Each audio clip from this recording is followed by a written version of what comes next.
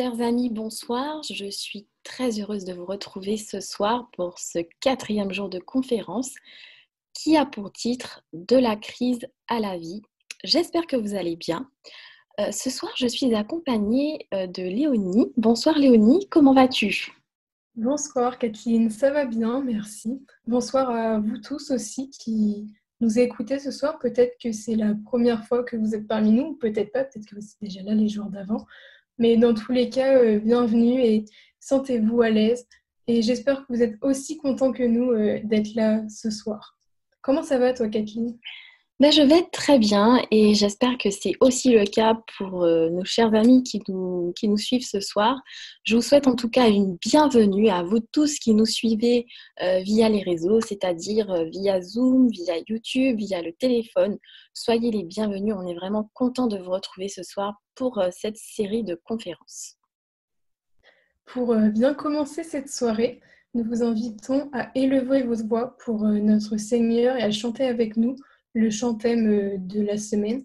Peut-être que vous commencez à le connaître, et sinon, je vous laisse l'écouter et je pense qu'il saura toucher vos cœurs.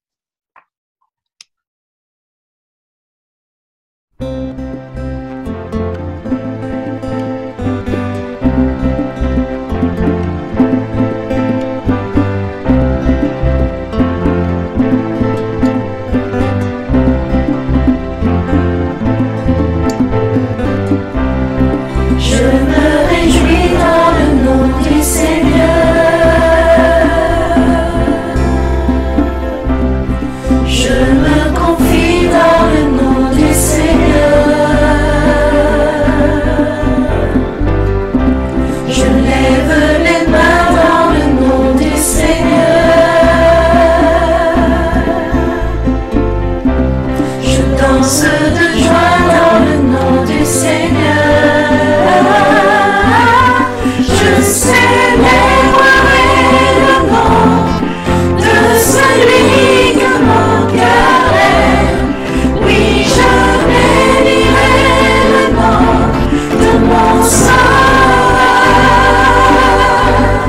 Je célébrerai le nom de celui que mon cœur aime. Oui, je bénirai le nom du Seigneur.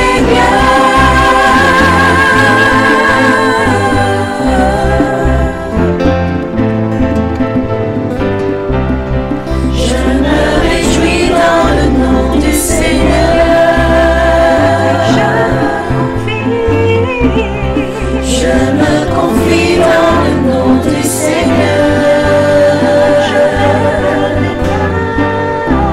Je lève les mains dans le nom du Seigneur. Je danse de joie. Je danse de joie dans le nom du Seigneur. Je célébrerai le nom de celui que mon cœur aime. Oui, je bénirai le nom de mon Sauveur. Je célébrerai le nom de celui que mon cœur aime. Oui, je bénirai le nom du Seigneur. Je célébrerai le nom du Seigneur. Je célébrerai le nom du Seigneur. Je célébrerai le nom du Seigneur. Je célébrerai le nom du Seigneur.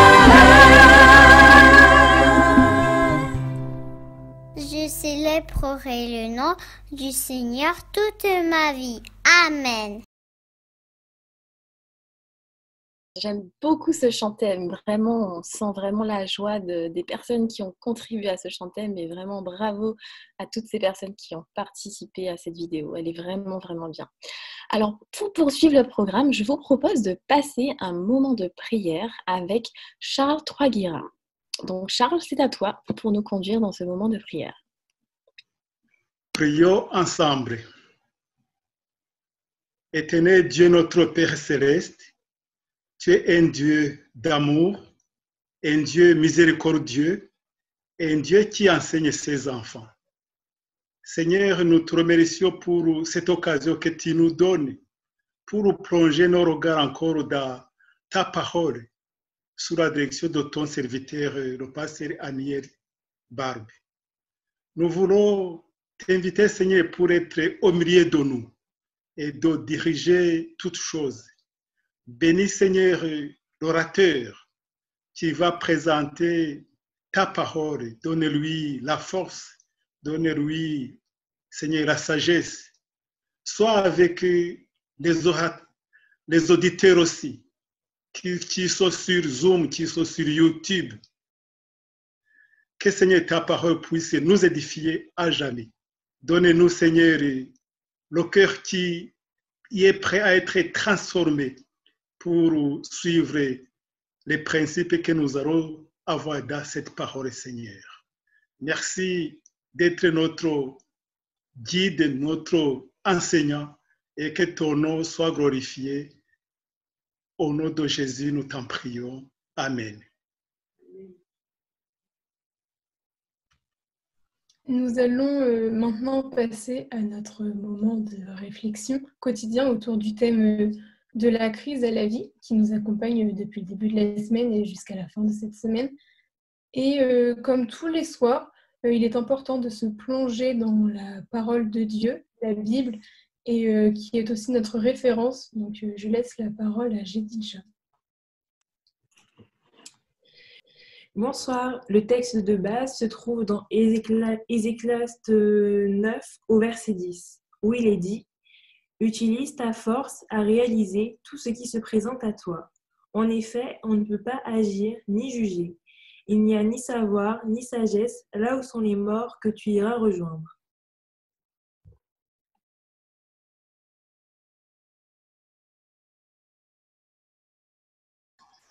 Bonsoir à tous. Voici venu le moment tant attendu, le moment de la conférence. Dans l'Antiquité, une pauvre veuve aurait-elle appliqué la règle du succès? Quelle est-elle? En 2020, pouvons-nous l'appliquer encore aujourd'hui? Pasteur, nous avons demandé à Dieu de vous inspirer. Pasteur, vous avez la parole. Bonsoir à vous tous, bonsoir Thierry, bonsoir à tous les animateurs. C'est toujours une grande joie pour moi de vous retrouver soir après soir autour de ce thème de la crise à la vie. Il semblerait que la crise de la Covid-19 va bientôt se terminer, mais est-ce la fin des crises? Est-ce la fin des pandémies? Est-ce la fin de nos défis et challenges personnels? Je n'y crois pas. Aussi longtemps que nous vivrons de ce côté-ci de l'histoire de l'humanité, nous vivrons toujours avec nos crises, nos problèmes et nos défis. Mais voilà, au milieu des bouleversements, au milieu des turbulences du quotidien, nous avons de bonnes raisons d'espérer. Parce que Dieu a un projet de vie, et ce projet se résume si bien par le thème de notre conférence, de la crise à la vie. Pour ceux qui sont en train de nous rejoindre aujourd'hui, un bref rappel pour vous situer dans cette démarche que nous avons commencée depuis samedi dernier. Je sais parce qu'on me l'a dit, vous aurez la possibilité de visionner ces conférences après. Mais pour le moment, juste un bref rappel. Nous revisitons en ce moment l'histoire ancienne d'une famille. Cette histoire est rapportée dans la parole de Dieu, dans le livre des Rois, le chapitre 4, les versets 1 à 7. En bref, cette famille traverse par une situation terrible. Le papa est décédé et il n'a pas pu rembourser sa dette. Le créancier se présente pour réclamer son argent. La maman n'a pas d'argent pour payer et cette famille se retrouve en une situation terrible. Mais voilà, la femme, comme on l'a appris pour la première soirée, la femme choisit de courir. Elle choisit de courir pas dans toutes les directions, elle choisit de courir vers l'homme de Dieu, elle choisit de courir vers Dieu. Et là, l'homme de Dieu va l'interpeller sur deux choses. D'abord, l'homme de Dieu va lui rappeler: tu as quelque chose. Tu es en train de me dire que tu n'as rien du tout, mais ce n'est pas si vrai, parce que Dieu t'a déjà donné quelque chose. Et c'est aussi vrai pour nous, chers amis. Alors que nous faisons face à ces crises, alors qu'il nous est difficile de voir ce que nous avons, la parole de Dieu nous rappelle que nous avons quelque chose. Même si vous avez tout perdu, il vous reste quelque chose, l'amour de Dieu pour vous. Cet amour inconditionnel, cet amour éternel, elle est toujours à notre disposition. Elle est toujours là pour nous accompagner sur le chemin de la vie. Et ensuite, nous avons parlé hier, utiliser nos opportunités. Souvent, nous ne voyons pas. Nous ne voyons pas qu'il existe encore des opportunités autour de nous. Mais rappelez-vous de la prière de Élisée. Élisée qui a prié pour son serviteur pour que Dieu lui ouvre les yeux. J'espère vivement que tu es en train de faire cette prière pour toi, pour tes enfants, pour ta famille, pour ceux qui t'entourent, afin que Dieu nous ouvre les yeux pour qu'on puisse voir. Et la chose à voir en premier, la chose à réaliser par les yeux de la foi, consiste à voir la présence de Dieu à nos côtés. Celui qui est à nos côtés, celui qui est avec nous est bien plus puissant et bien plus nombreux que tous ceux qui nous entourent et qui nous en veulent. Ce soir, nous continuons avec une quatrième démarche. Et quelle est cette quatrième démarche? Aujourd'hui, nous allons nous attarder, comme je l'ai dit hier soir, à nouveau sur le verset 3. Et là, nous allons découvrir cette quatrième démarche que je résume par ces mots: appliquer la règle du succès. Appliquer la règle du succès. J'aimerais qu'on prie avant qu'on aille plus loin pour explorer cette quatrième démarche, appliquer la règle du succès. Seigneur, comme tu l'as fait chaque soir, continue à nous enseigner, que ton esprit nous éclaire et nous révèle ta volonté. Merci déjà, Seigneur, parce que les prières sont exaucées. Merci parce que nous respirons mieux, parce que ta parole est notre oxygène. Nous te bénissons, nous te louons dans le nom de Jésus. Amen. Après que la veuve eut reconnu qu'elle avait un peu d'huile, le prophète lui donna un ordre intéressant. Nous lisons le verset 3, texte que nous avons lu hier soir, 2 Rois, le chapitre 4, le verset 3, mais nous allons aussi lire le verset 4. Ces 2 versets se lisent comme suit. Il dit: « Va demander des vases dans la rue. » J'aimerais que vous fassiez attention au verbe dans ces 2 versets. Chez tous tes voisins, des récipients vides, demande-en un grand nombre. Une fois rentré, ferme la porte derrière toi et tes enfants, verse de l'huile dans tous ces récipients et mets de côté ceux qui sont pleins. Chers amis, c'est intéressant la démarche que le prophète demande à la femme d'entreprendre. Faire le tour du quartier, ramasser le plus possible de vases et les remplir. Quel travail! aller frapper à la porte des voisins, demander et transporter tous ces vases exige un certain effort. Je me rappelle lorsque j'étais gamin et que mes parents m'envoyaient chez un voisin pour demander quelque chose ou pour apporter quelque chose, le grand timide que j'étais, c'était une tâche très difficile et compliquée pour moi, au point que je donnais mon argent de poche à ma petite sœur pour qu'elle fasse ces tâches à ma place. Mais il semblerait que la femme dans notre histoire, elle s'est exécutée sans tarder. Et là, j'ai envie de vous inviter à utiliser votre imagination. Vous vous rendez compte que rien n'empêchait le prophète de faire voler les vases des maisons des voisins à la maison de la veuve. C'est dans le domaine du possible pour ce Dieu pour qui l'impossible n'existe pas.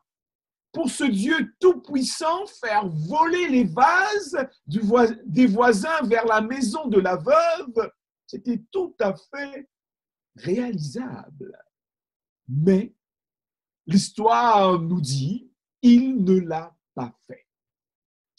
Et je pense qu'il y a une très belle leçon dans le fait que Dieu n'a pas transporté ces vases lui-même ou envoyé un ange pour transporter ces vases de la maison des voisins jusqu'à la maison de la veuve. La leçon est celle-ci, chers amis. L'intervention de Dieu en notre faveur, l'intervention de Dieu en votre faveur n'exclut pas notre participation. Il n'y a pas de substitut, il n'y a pas de remplacement à l'effort et au travail appliqué. C'est la 4e règle, c'est la 4e démarche si tu veux cheminer de la crise à la vie.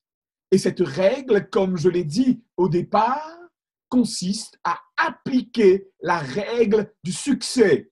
Et cette règle du succès, c'est le travail appliqué de chacun de nous. Nous pouvons lire au sujet de la règle d'or du succès dans le livre des Proverbes, le chapitre 10, le verset 4.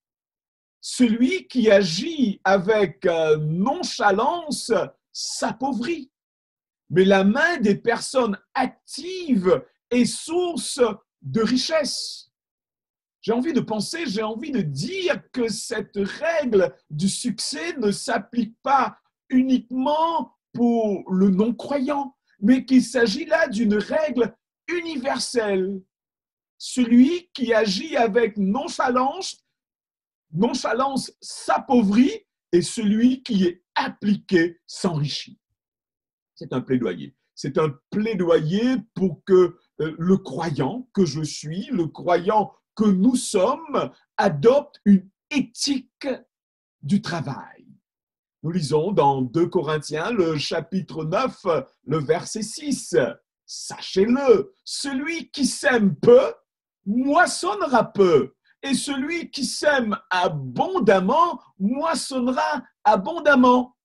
Nous avons souvent appliqué à juste titre ce texte pour encourager la générosité. Oui, mais c'est aussi une invitation à être généreux dans nos efforts. Savez-vous que nous pouvons être avares dans nos efforts? Cette loi du succès et de la récompense est valable. Elle est valable pour nous qui croyons dans le Seigneur, pour nous qui aspirons à une vie meilleure, pour nous qui voulons sortir de la crise et pour cheminer dans la vie. C'est un principe universel. J'aimerais vous proposer cette citation de Ellen White qui a été écrite il y a maintenant 2 siècles, presque 2 siècles de cela. Elle écrit ceci: la colline du progrès ne doit pas être gravie sans effort, Personne ne doit s'attendre à recevoir la récompense, que ce soit dans le domaine religieux ou séculier, indépendamment de ses propres efforts. La course n'est pas pour les rapides, heureusement pour moi, ni la bataille pour les forts. Mais celui qui agit avec une main nonchalante deviendra pauvre. Les persévérants et les travailleurs ne sont pas seulement heureux eux-mêmes, mais ils contribuent largement au bonheur des autres. La compétence et le confort ne sont pas naturellement atteints, sauf au prix d'un investissement sérieux. Je vais répéter cette dernière partie, il est dit, la compétence et le confort ne sont pas naturellement atteints, sauf au prix d'un investissement sérieux. Es-tu disposé à payer le prix de la récompense et du succès auquel tu aspires? Ces paroles nous indiquent clairement que notre foi dans l'amour de Dieu, notre foi dans la présence de Dieu et nos prières ne peuvent compenser le manque de travail appliqué. Chers amis, chers jeunes, nous admirons l'athlète qui a établi un nouveau record, n'est-ce pas? Nous félicitons le chercheur qui a fait une découverte importante. Nous célébrons l'élève pour ses réalisations exceptionnelles. Nous applaudissons la performance palpitante du musicien. Ils ont quelque chose en commun, un engagement à travailler dur et à persévérer. Enfant, alors que je grandissais, j'ai observé une pratique parmi mes petits amis qui m'a aidé à comprendre le danger de séparer la prière et la diligence dans le travail. J'ai même envie de dire à comprendre l'absurdité, à séparer la prière et la diligence dans le travail. Chaque fois à l'école, lorsque nous devions passer un examen, certains de mes amis se rendaient à l'église qui était sur le terrain de l'école et revenaient avec leur stylo et leur crayon imbibés d'eau, même s'il ne pleuvait pas. Je ne comprenais pas la signification du stylo mouillé. Mais voilà, une fois, un de mes bons amis m'a révélé le secret. Et écoutez ce qu'il m'a dit. Nous allons tremper nos stylos dans l'eau bénie. Ah bon? Par conséquent, lorsque nous devons passer le test, notre stylo glisse sur le papier. J'ai pas pu m'empêcher de sourire ce jour-là. Pas de révision ou de devoir et la plume qui glisse sur le papier. Comment cela peut-il être vrai? Mais voilà, quand j'ai grandi, j'ai observé une autre version de la plume mouillée. Chaque semaine, cet homme qui vient à l'église pour demander qu'on prie pour lui, qu'on prie pour un avancement dans son travail. C'est une très bonne pratique. C'est une très bonne pratique de présenter nos requêtes de prière lorsque nous sommes en groupe, de demander à la communauté des croyants de prier, d'intercéder pour nous. Il n'y a aucun problème. Mais voilà que dans notre histoire, l'homme, il estimait qu'il était injustement pénalisé sur son lieu de travail. Et cependant, lorsque vous visitez son lieu de travail, vous découvrez que cet homme était toujours en retard. Il accumulait les permissions et chaque année, il assistait aux funérailles de sa grand-mère pour être absent du travail. La prière, oui.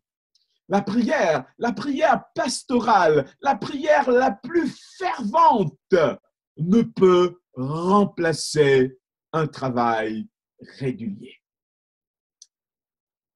Toi qui m'écoutes aujourd'hui, beaucoup d'entre vous, vous appartenez à l'Église adventiste et d'autres, vous avez des amis qui sont adventistes et ce programme vous est proposé par l'Église adventiste. Et souvent, lorsque nous parlons de l'Église adventiste, l'idée qui vient à l'esprit, ceux qui gardent le sabbat, le 4e commandement. Et je crois dans l'importance de ce 4e commandement. Mais j'ai envie de vous dire ceci ce soir. Ce 4e commandement n'est pas uniquement la loi du repos, mais il est aussi la loi du travail.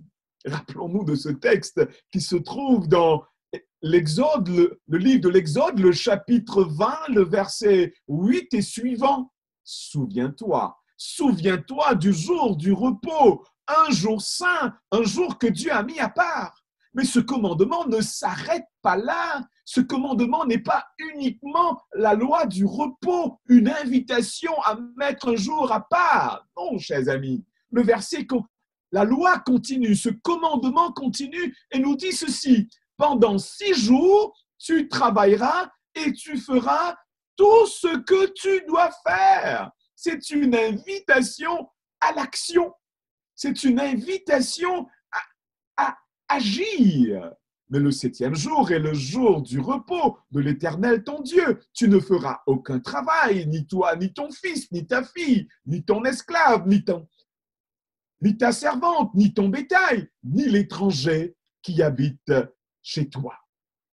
Les deux extrêmes, le début et la fin de ce commandement nous parlent du repos. Comment se reposer? Comment entrer dans ce repos? Mais au milieu de ces deux extrêmes, on retrouve cette phrase. Le verset 9, si tu es en train d'ouvrir ta Bible en ce moment, pendant 6 jours, tu travailleras, tu feras tout ce que tu dois faire. C'est une invitation à l'effort. C'est une invitation à l'action, à une action appliquée. La 4e règle, la 4e démarche pour sortir de la crise et pour entrer dans la vie que Dieu a en réserve pour nous. Un de mes héros bibliques est Néhémie, très peu connu. Il n'est pas aussi connu que Abraham, Moïse, David ou Pierre. Il n'était pas roi, prophète ou chef militaire, mais juste le serviteur du roi. Mais surtout, Néhémie, c'est un exemple d'application dans le travail. Laissez-moi vous partager quelques caractéristiques de Néhémie. Néhémie, c'est celui qui s'intéresse à la réalité des autres. Il ne vivait pas dans sa petite bulle royale.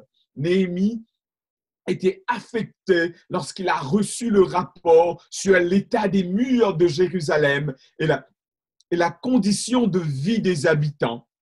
Néhémie, c'est celui qui s'engage dans la prière, c'est celui qui prie. Sa première réaction était de courir auprès de Dieu pour chercher une solution, même lorsque le problème était d'ordre économique, militaire et infrastructurel. Néhémie, c'est celui qui ne parle pas seulement. Néhémie, c'est celui qui engage sa personne. Néhémie a laissé le confort du palais pour faire partie de la solution. Néhémie, c'est celui qui évalue, c'est celui qui planifie avant d'agir. Après son arrivée à Jérusalem, Néhémie, le texte nous dit qu'il fit l'évaluation de l'état du mur. Se précipiter, agir sans réfléchir ne sont pas synonymes de diligence dans l'action. Néhémie, c'est celui qui fait équipe avec les autres. Néhémie a cherché l'association de tous ceux qui étaient à Jérusalem pour restaurer les murs de la ville. La diligence, l'application dans le travail ne nous transforme pas en super-héros. Néhémie, c'est celui qui persévère au milieu des défis. Néhémie a dû faire face à à l'opposition, même dangereuse et violente. Le texte nous dit, le récit biblique nous dit, il a continué à avancer jusqu'à ce qu'il termine sa mission de restaurer les murs de Jérusalem. Suite à la diligence, suite à l'engagement de Néhémie, nous lisons dans Néhémie le chapitre 6, le verset 15. La muraille a été terminée le 25e jour du mois d'Élul, soit en 52 jours. Waouh! 52 jours pour restaurer la muraille de Jérusalem. Certains vont dire, c'était un miracle. Oui, ce fut un miracle, mais un miracle rendu possible grâce au travail appliqué d'un homme, grâce au travail appliqué de Néhémie. Chers amis, Dieu veut réaliser des miracles dans ta vie. Dieu veut réaliser des miracles dans ta vie aujourd'hui, pendant ce temps dans lequel nous vivons. Mais sache que le travail est souvent la stratégie, le moyen que Dieu te propose et me propose. L'action. Tandis que la veuve se déplaçait et ramassait les vases, elle activait la règle du succès. L'application dans l'effort. J'aimerais te poser la question. Je sais que tu es croyant. Je sais que tu crois dans la présence de Dieu. Je sais que tu crois dans l'amour de Dieu pour toi. Je sais que tu as choisi de courir vers Dieu. Mais ma question ce soir est celle-ci. Es-tu en train d'appliquer la règle du succès qui consiste à avoir de l'application dans tes efforts? Rappelons-nous, il n'y a pas de raccourci vers les grands résultats. Le christianisme n'est pas une religion cérébrale. Le christianisme n'est pas seulement la religion de l'esprit, n'est pas seulement une religion qui se vit à ce niveau-là. Nos convictions doivent informer nos actions. Et nos actions doivent découler de nos convictions. C'est d'ailleurs l'interpellation de Jacques l'apôtre aux croyants de son époque et aussi à nous aujourd'hui. Si vous lisez Jacques, le chapitre 2, un extrait de ce chapitre, Jacques parle de cette application à agir. Jacques parle de cette absurdité à ne pas réconcilier ces deux choses, croire et agir.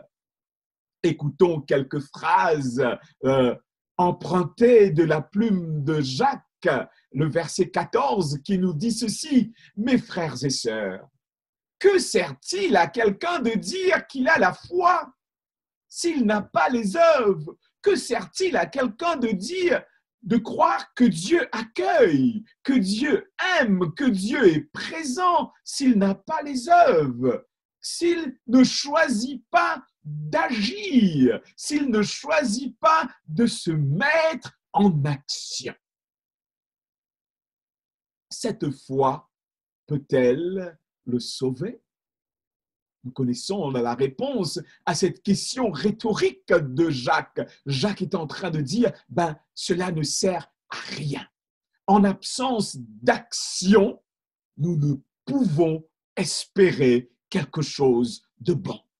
Le verset 17 nous dit ceci: « Il en va de même pour la foi. Si elle ne produit pas d'œuvre, elle est morte en elle-même. » Je sais qu'en écoutant la parole de Dieu, soir après soir, la parole de Dieu est une fontaine de foi. Elle est une source qui fait jaillir la foi en chacun de nous.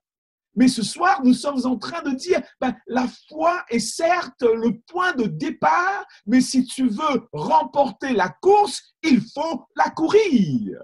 Si tu veux vivre la vie que Dieu a pour toi, tu as besoin d'agir selon les recommandations, selon les instructions et les inspirations que Dieu te donne. Je lis le verset 20. Le verset 20 se lit comme suit. « Veux-tu reconnaître homme sans intelligence ?» Waouh! Les mots utilisés par Jacques, heureusement, ce ne sont pas les miens.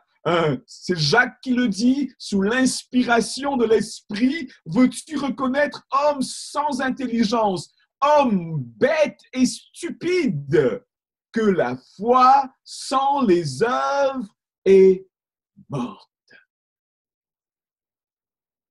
Le secret de la réussite, c'est d'agir selon la foi que Dieu a mis en nous, d'agir selon les convictions que Dieu a plantées dans notre cœur.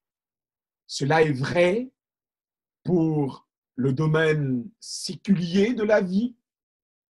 Cela est vrai pour la dimension matérielle, professionnelle, relationnelle de l'existence, mais c'est aussi vrai pour le domaine spirituel. Y a-t-il quelque chose que Dieu est en train de te dire, de t'inviter à faire, et que toi, tu es en train de repousser, de renvoyer à demain? J'aimerais te dire ceci. Si tu vois que l'action est trop compliquée, si tu vois que tu n'as pas les forces qu'il faut pour entreprendre ce que tu sais être bon et juste, j'aimerais te dire ceci, que le croyant que nous sommes, nous avons un avantage supplémentaire. Dieu ne nous inspire pas seulement à agir, mais nous pouvons dépendre de la puissance de Dieu lorsque la route est dure et difficile.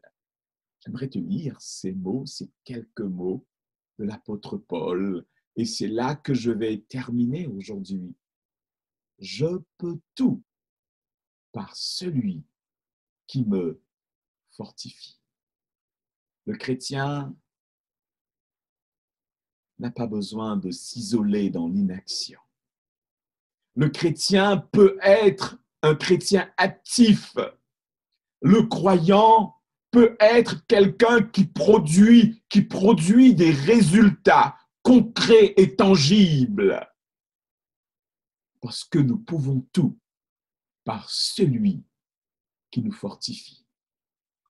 Ce soir, j'aimerais prier. J'aimerais prier pour que Dieu t'accorde la persévérance. J'aimerais prier pour que Dieu t'accorde la discipline dans l'exécution de tes responsabilités. Peut-être en tant qu'étudiant, tes responsabilités au niveau de ta famille, tes responsabilités professionnelles ou autres responsabilités. J'aimerais prier pour que Dieu te donne la force pour que tu sois un homme, une femme et un jeune d'action. Mais par-dessus tout, j'aimerais prier pour que Dieu t'aide à appliquer ses instructions, à vivre selon son enseignement dans ta vie. Si tu veux que Dieu te donne cette force qu'il a donnée à Paul, si tu veux que cette force soit la sienne, je t'invite à prier avec moi. Seigneur Dieu, nous bénissons ton saint nom. Nous te louons, Seigneur, parce que tu nous dis que nous pouvons et nous devons être des hommes et des femmes d'action. C'est la règle du succès. Mais bien plus que cela, Seigneur, ce soir, tu m'as dit que tu donnes la force pour réaliser ce que tu demandes. Tu donnes la force pour réaliser ce qui est bien et ce qui est bon. C'est pour cela que nous nous tournons vers toi. Donne-nous de cette force, Seigneur. Équipe-nous toi-même et que nous puissions agir comme toi tu le veux. Quand Dieu, tu connais nos hésitations à agir. Tu sais, Seigneur, les peurs qui nous habitent, nous voulons te les confier ce soir et transforme-nous en des hommes et des femmes qui vivent pour toi et qui choisissent d'agir selon le plan et le projet que tu as pour nos vies. Merci Seigneur. Reçois notre prière dans le nom de Jésus. Amen. Nous remercions le pasteur Aniel Barbe pour ce merveilleux message, ce message si profond qui nous rappelle combien nous avons aussi notre part à faire dans notre progression avec Dieu. Et Léonie, justement, est-ce que tu peux nous dire comment nous pouvons, si nous avons des questions, si nous avons des demandes, ce qu'on doit faire justement pour les poser?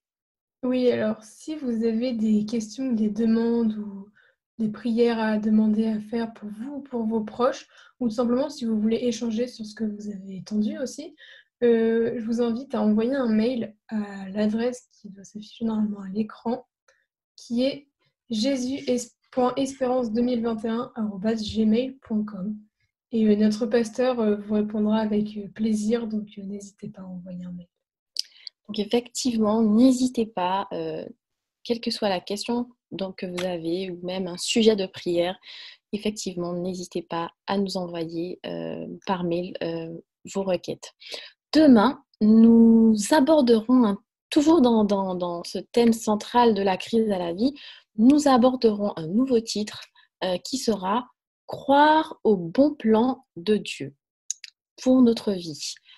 Toujours avec notre conférencier, le pasteur Aniel Barbe. Je vous remercie de votre présence ce soir avec nous. On vous attend avec impatience demain à la même heure et sur ce même Zoom. Bonne soirée à vous et bonne soirée à toi, Kathleen. Merci beaucoup, Léonie. Et on vous retrouve effectivement demain à la même heure, 19h. Bonne soirée. À demain.